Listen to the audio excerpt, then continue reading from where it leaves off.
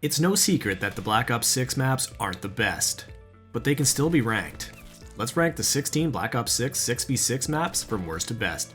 Say that 10 times fast. Before we get started, keep in mind that this list is my opinion and everything said here is totally subjective. If you disagree with anything, let me know down in the comments why you disagree. I've taken a few factors into account here: map design, game flow, visuals, competitive play, but most importantly, do I have fun playing the map? Let's do it. Before we get into the video, if you're new here and want more Call of Duty content, hit that subscribe button, it's completely free. Starting with the worst map in Black Ops 6, we have Lowtown. Lowtown's terrible, let's just call it like it is. It's 85% water, so that makes it not good right from the get-go. Underwater gunplay in this game is very poor. More realistic for sure, but terrible. Especially on a map with that much water, the combat needs to be good. It has some weird verticality to it that doesn't flow right to me. BDOM seems impossible to cap since there's 4 ways you can get shot from. It never gets played because it's just so bad.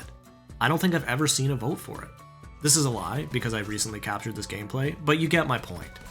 I'm not sure what the devs were thinking with this one, but whatever thoughts they had, I hope they never return. Lowtown takes the crown for the worst map in Black Ops 6. Coming in at number 15, we have Extraction. One of the maps added with the launch of Season 1. Right off the bat, this doesn't feel like a Treyarch map to me. It feels very Infinity Ward Modern Warfare style, so I believe this was originally one of the maps to be added in Season 6 of Modern Warfare 3. With that being said, the map just isn't good at all. It's a pretty big map, but it feels small with most of the fighting taking place in the helicopter hangar. If you do for some reason take a walk in the wide open space of the helipads, good luck not getting absolutely obliterated by someone sitting top lighthouse. I've tried to give it a fair shake and played it a lot at the start of the season, but Extraction is not for me, and I hope the new maps are better going forward. At number 14, we have Red Card. Red Card is one of my least favorite maps ever made. I've even had some great games on it, but I just can't stand it. The sizing feels so off. This is considered a medium-sized map by the devs. It's freaking huge. I honestly think small maps may have ruined any bigger maps that will ever be released because you just naturally don't get into as many engagements and people don't like that. I'll admit, I really don't like that about Red Card. Everything feels too spaced out and it feels like there's multiple maps within the map. Also, the fact that this is a competitive map is an absolute travesty.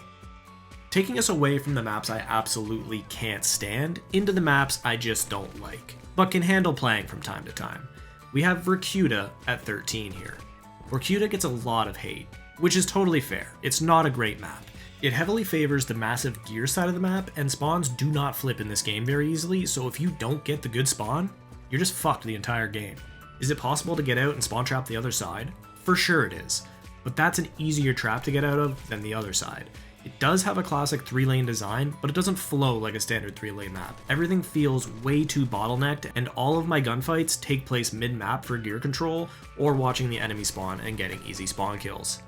Although not a terrible map, there's lots of engagements, everything feels forced into mid-map, and when the enemy has top gear control, it's a very tough map to enjoy.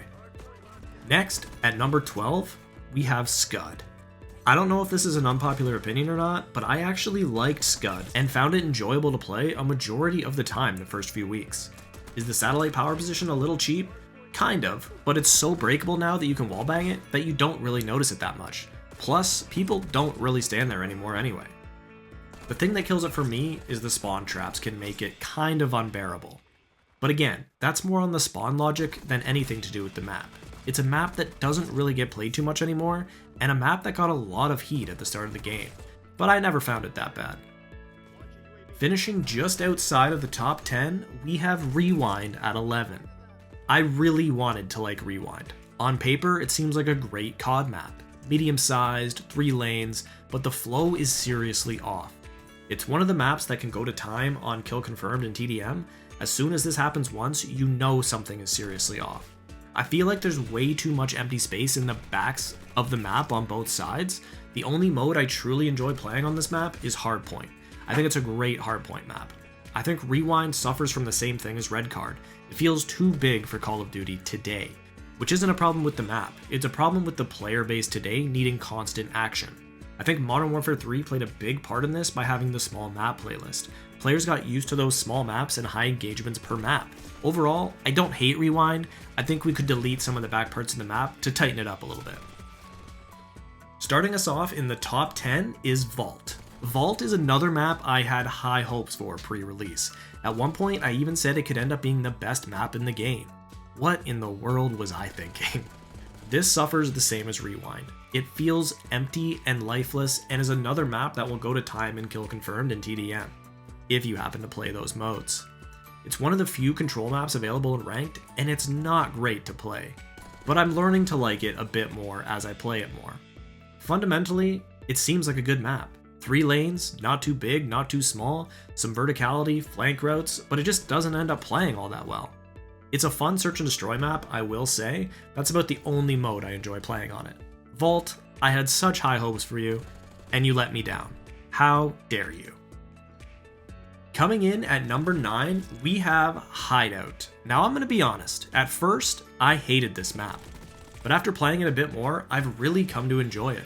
It still has some of the worst spawn traps I've ever seen, but at least I'm getting into gunfights consistently over the duration of the match. I think that's the biggest thing for me now when analyzing a map. I don't necessarily want shipment size maps, but I want to be able to get into a gunfight within a certain amount of time off spawn. Hideout plays very well in domination when you aren't spawn trapped, but if you have a competent team, the trap isn't that bad to get out of. While not one of my favorite maps ever, it can be very fun and engaging.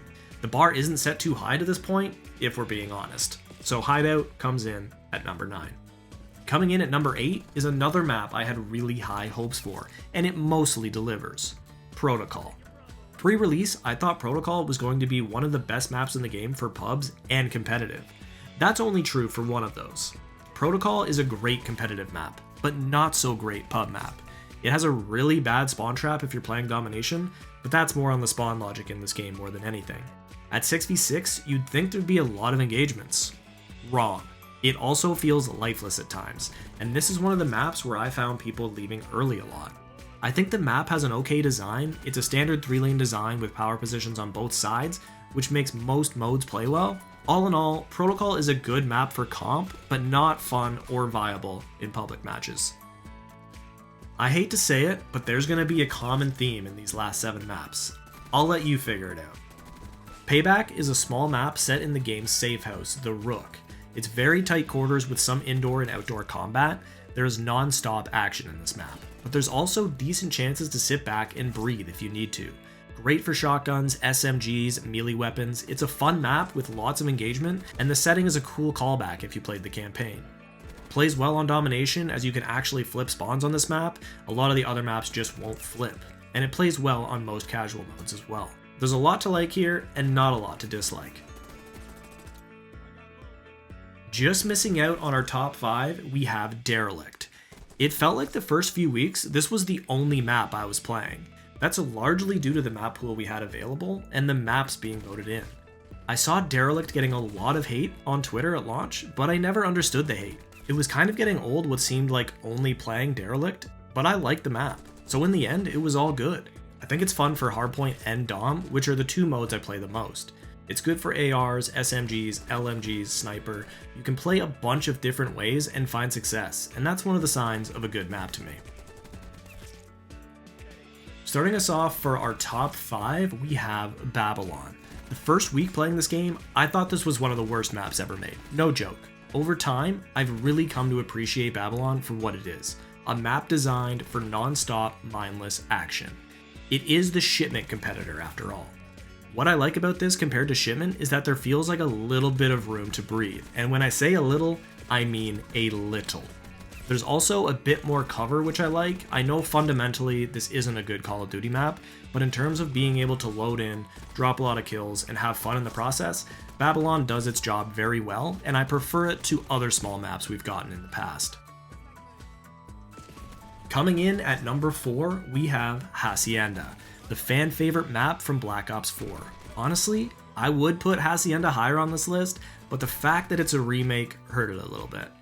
This map definitely feels quite big for this game if you're just casually playing 6v6 domination, hardpoint, or kill confirmed, whatever it is you're playing, but where this map shines is competitive. It's so good for hardpoint, search, and even control. What this game needs right now is competitively viable maps if we're going to have a good year of rank play. We also need Activision to develop a new anti-cheat, but that's totally different convo. Loading into Hacienda in Black Ops 6 brings back so many good memories from the Black Ops 4 days, a map that was truly great, and I'm excited for a new generation to enjoy it as well, even though it only came out like 6 years ago. Do I just have nostalgia goggles on, or is Hacienda actually a good map? Let me know.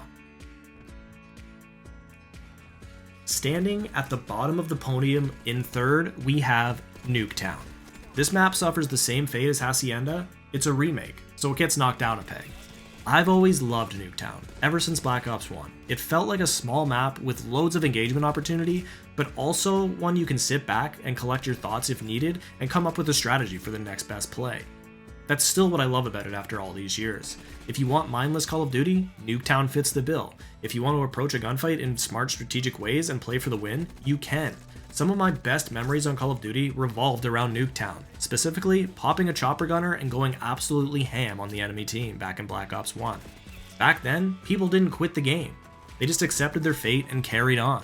If they put Nuketown in every game moving forward, I wouldn't bat an eye. It's always a good time. In second place, we have Subsonic. I don't know if this is insane to be putting it this high, but I'm rolling with it. This map really surprised me. I thought for sure this was going to be a flop. Pre-release, it just looked like a boring map that was a perfect square with nothing really going on. It provides some of the best and consistent action of the launch maps in Black Ops 6. If this popped up, it was always getting voted in.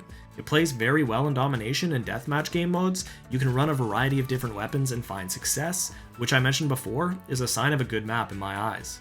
It brings high engagement, weapon variety, and game modes that play well. Subsonic has my vote for number 2 overall in Black Ops 6.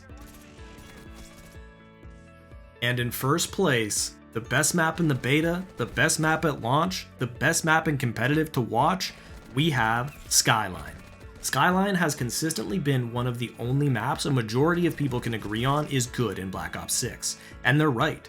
Skyline is a classic good Call of Duty map. It has 3 lanes with some variability in there, plays well on most game modes, has great weapon variety, provides constant action, and overall just feels good to be on.